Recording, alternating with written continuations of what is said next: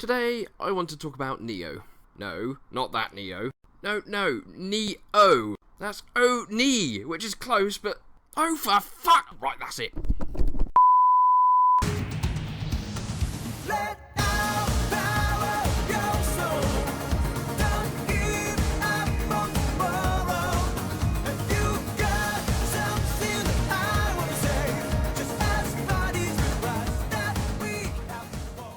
Nioh, a Soulsborne-like game published by Koei Tecmo and developed by Team Press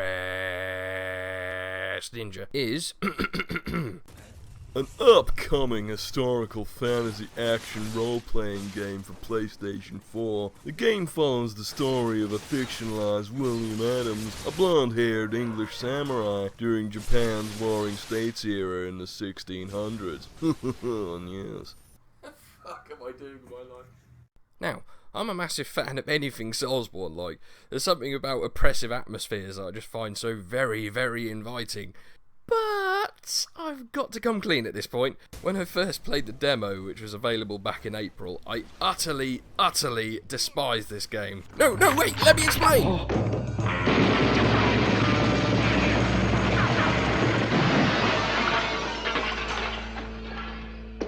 So, Hitler's still alive, I see. Hear me out. I'd just come off completing Dark Souls 3 and was frustrated to high hell with Nioh's seemingly obscene difficulty barrier to entry. I was sure that Team Ninja had just pulled another Ninja Gaiden on me. Such was my frustration at the time, I called it quits and wrote the game off as being a crap knockoff. Oh, son of a...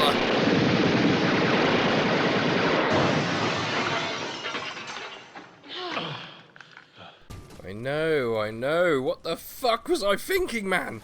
When the demo came back round this time, I decided to give it a solid chance to impress me. This time I managed to make progress beyond the first area of the demo and defeat both the main bosses linked to DLC unlocks for the main game. So, a considerable step up from my crap performance the first go around. So this time, what did I think of it? In one word? Onimusha. Yes, you heard. Onimusha. A great series of old games akin to Resident Evil on PS2. The aesthetics of Nioh closely resemble Onimusha, from the Japanese architecture right down to the fact that you're battling diminutive and hulking great demons known as Oni with samurai swords and magic. But anyway, we're here to talk about Nioh. The demo this time features a tutorial mode where you can experiment with the fundamentals of combat. Soulsborne fans will be able to tell just by watching that it wears its inspirations on its sleeve. You'll notice that when making attacks there is a kind of blue sparkly effect that materialises around your character. This is a mechanic unique to Nioh. When making attacks, your ki, or stamina bar, depletes, but with a tap of the R1 button you can initiate what's called a ki pulse. This works in a similar way to an active reload in Gears of War. Oh, come on!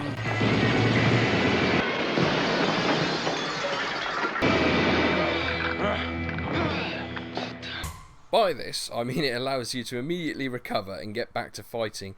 A perfectly timed ki pulse will allow you to either keep up your assault or to maintain your guard if needing to go back on the defensive. Certain skills, which we'll talk about later, can make use of your ki pulse by granting a stronger next attack. The ki pulse can also be used to seal yokai realm portals. I'll talk a bit more about the mechanics as we go, but for now let's get into the demo proper. The game begins with William Adams climbing off a rowboat on the shore of Yusuki, and, by the look of your attire, having seemingly survived a shipwreck. As you venture forth, you soon discover a war-ravaged region with looters rifling through the belongings of the dead, with monstrous Oni and fiendish yokai manifesting from beyond the edge of reality. Whilst we don't know why William is here, it's quickly made apparent that you're going to need to make a lot of things very dead to reach his objective.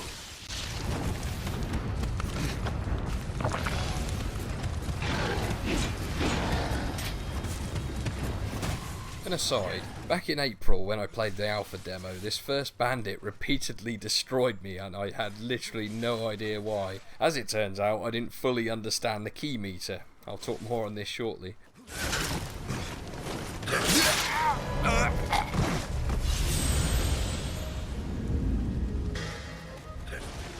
As with most games like this, you have your usual light and heavy attacks which are made with the square and triangle buttons respectively. Holding L1 blocks incoming attacks, and, when the skill is unlocked, pressing square or triangle whilst blocking at the right time allows you to parry or reposition yourself. A singular tap of X allows you to side or backstep, and a double tap will perform an evasive roll. After defeating the first soldier one-on-one, the challenge ramps up considerably. Now, you're dealing with groups of multiple opponents. You can equip a stone to the item slot to throw at enemies in hopes of luring them out one at a time, but more often than not you will find this just aggroes the entire group. It's here where you learn not to overextend yourself. When the key meter empties, William will suddenly go into an exhausted state animation and slump over, often leaving him helpless to a devastating follow-up attack. In a Soulsborne game, an empty stamina bar simply means you can take no further action, but here it will leave you open and likely result in death. It's a tad vicious to the uninitiated. However, I soon noticed that you can use this to your own advantage. Whilst in battle, as well as being able to see your adversary's health, you can also see their key, the green meter, just below it. This will let you perform your own brutal finishes with a simple press of the triangle button when they go into their exhaustion animation. Yes, murder, blood, death. There's a nice variety of weapons that were available in the demo. Katanas of the singular and dual wield variety, spears, axes, hammers, bows, flintlock rifles, and what I can only describe as a miniature cannon.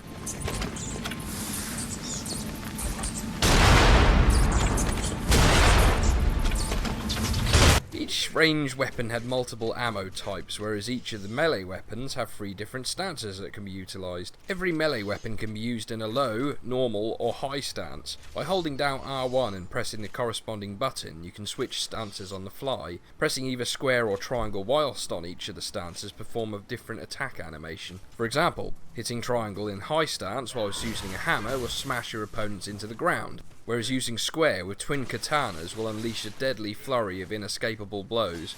Each weapon you use has a familiarity bar, where basically, the more you use it, the deadlier you become. If you find a weapon that you don't want to get rid of, then it seems that there is an option to reforge it at the blacksmith to become more in line with your current power level.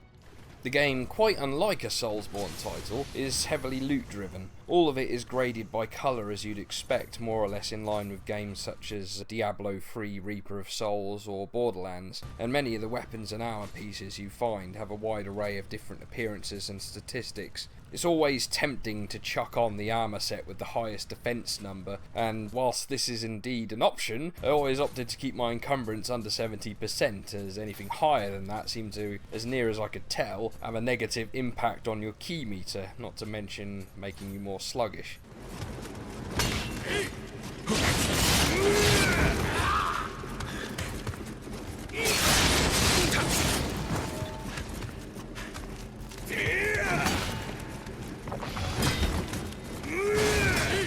There are many secret areas, some guarded by bizarre yokai wall creatures which are quite easy to miss unless you take the time to explore. I was somewhat taken aback when I first spotted one. These typically block the way to special items or even shortcuts. Speaking of shortcuts, just like in any of the Soulsborne games, there are numerous shortcuts dotted around the landscape to allow you to make open pathways which will remain so even if you prematurely meet your end.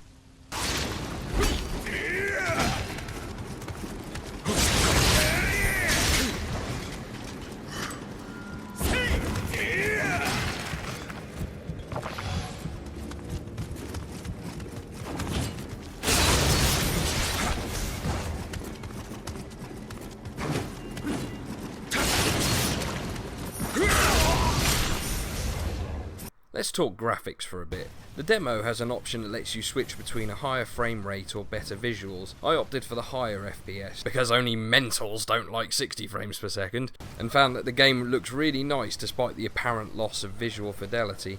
All the areas I visited in the demo had interesting and unique art design, but, due to Nioh being anchored somewhat in real life, none of the landscapes appeared to border on the fantastical. This isn't a knock against it, as they've obviously gone with a specific art style, and it's still possible we could see something outlandish, such as stepping into the yokai realm in the full release. A slight criticism I'd have, however, is that the tall grass is unaffected by your sword swings or passage through it. Whilst not deal breaking, it's really a shame we don't see more effects like this in these sort of games in this day and age.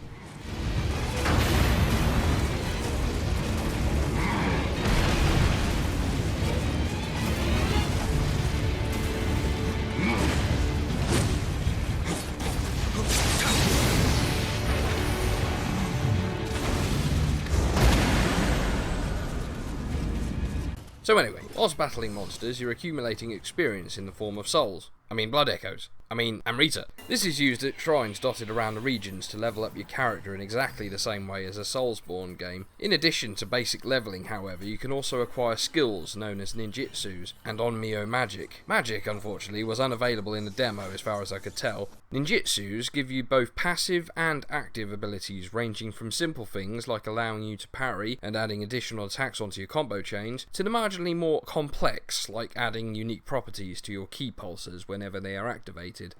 Death was all too common in my playtime. Much like a Soulsborne game, every time you die, your experience, Amrita, will be dropped where you died until you retrieve it. However, you will also lose your guardian spirit. It will remain until you either recall it at a shrine, losing your Amrita in the process, die a second time before recovering it, or recover it where it fell.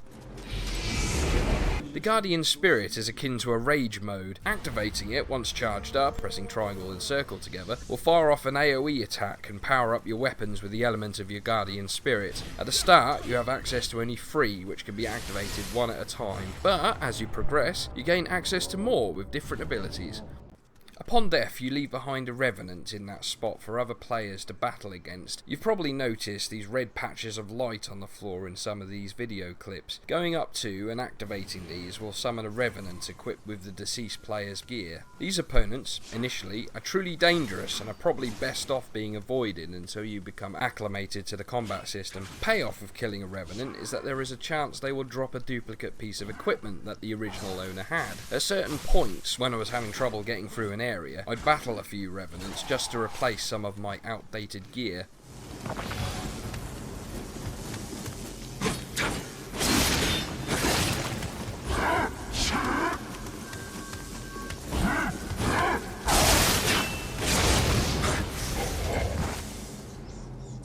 On to the bosses. Officially, there are 2 in this demo, but I think it's safe to say that there are 3 if you include the duel mission, which unlocks after slaying the second.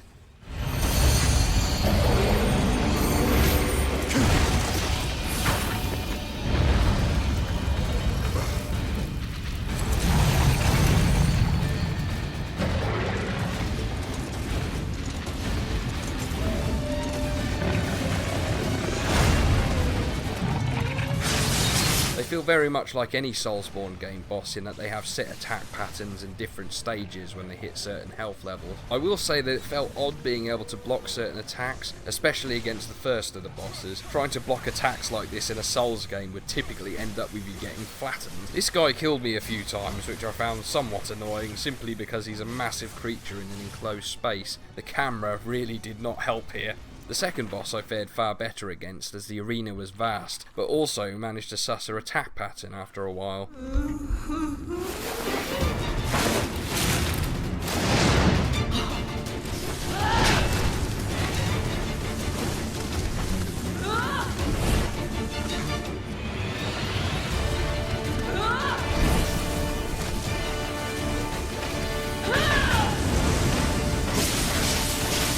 Managed to slay her on my first attempt, which I was very proud of at the time.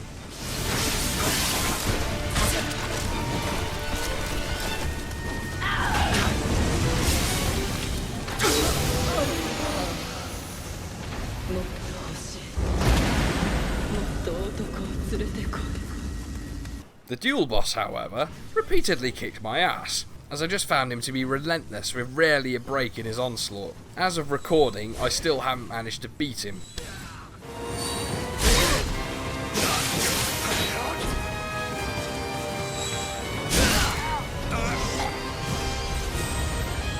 Tachibana Muneshige, I will have my revenge. Twilight missions are optional quests which let you play through an area you've already defeated but on a much higher difficulty. Enemy placements are changed up and, to make matters worse, revenants in some instances will automatically summon when you get within close proximity of them. In the full game, I imagine these will help to greatly increase the replay value as well as providing a decent challenge for the hardcore. Whilst I didn't dabble with it in my playtime, multiplayer is also available, which allows you to team up with fellow players to overcome any challenges that may be insurmountable solo. I've always liked these features in Soulsborne games as they can greatly help those who may not be quite as good at soloing this kind of thing.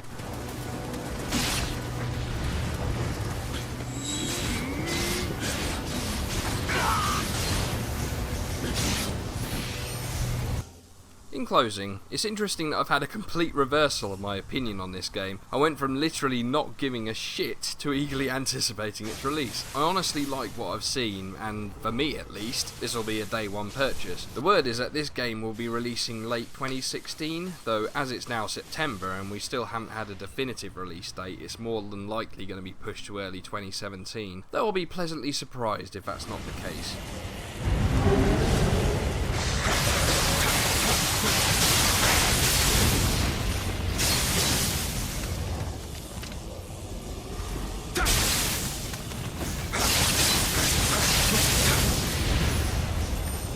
Anywho, I hope you enjoyed this somewhat informative video and hearing some of my impressions on the upcoming title, Nioh Man's Sky. Oh, you complete cocking bastard!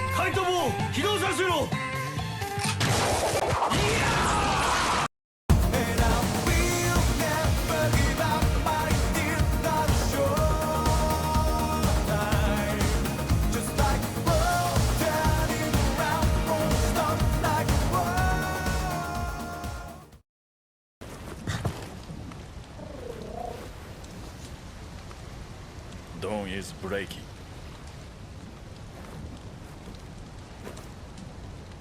Come. Must be one of them Cadio watchers. Why'd I say that? That was fucking terrible. I'll see myself out.